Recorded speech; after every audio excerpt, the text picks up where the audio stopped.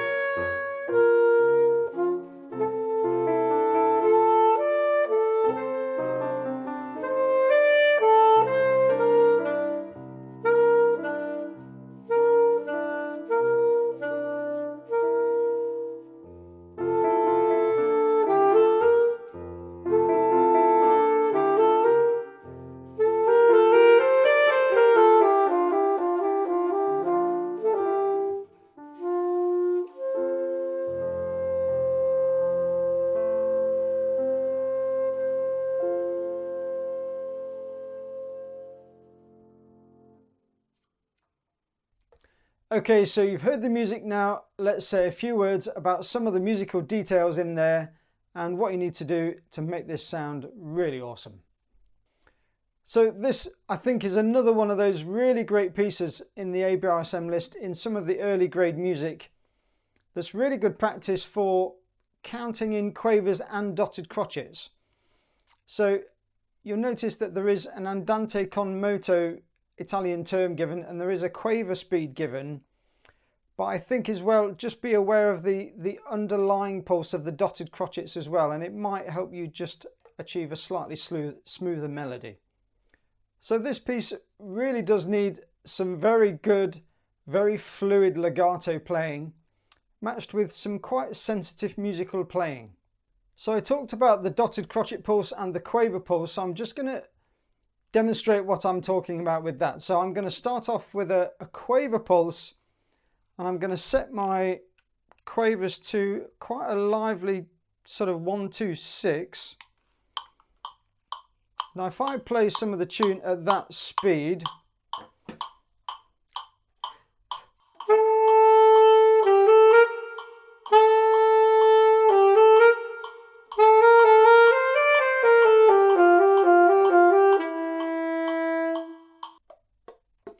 so now if I play the piece with a slower pulse in my head, it just gives me a little bit more freedom within that slower beat, I think. So see if you think it sounds any different. Let me know in the comments below.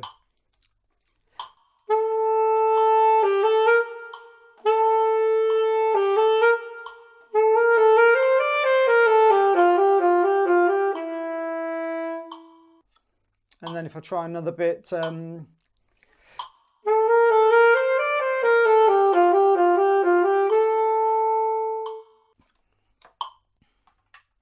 so I think basically what I'm getting at is that if you play it in dotted crotchets, if you can think about the slower pulse of the music, I think you'll get a more legato, a more shapely feel to the phrases.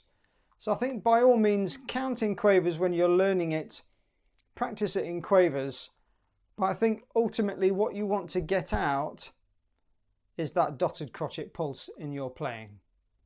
Watch out for some of these subtle little dynamic changes in the piece as well. So in the middle of the piece at bar 11, 12 and 13, so nice big sound to start off with, MF.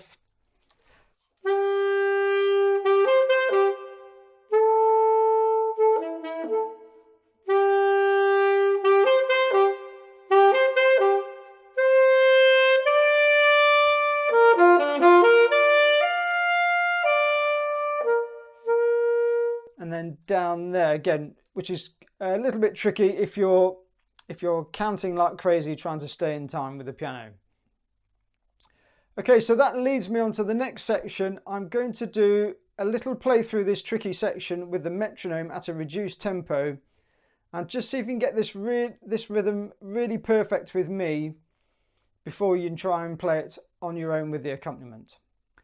Okay, so I'm going to play from bar 11 at a steady 108 beats per minute. So quaver equals 108. And I'm going to give you 4, 5, 6, 1, and then we're in together. Okay, get your Bluetooth speaker ready. Here we go.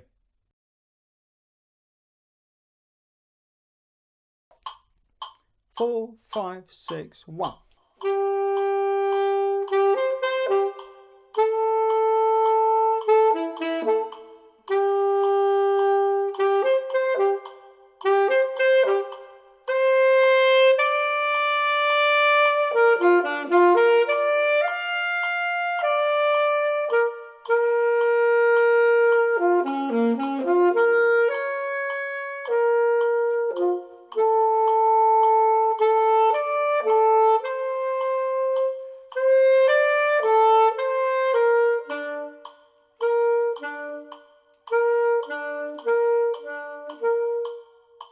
So hopefully that will help you out with that tricky section there.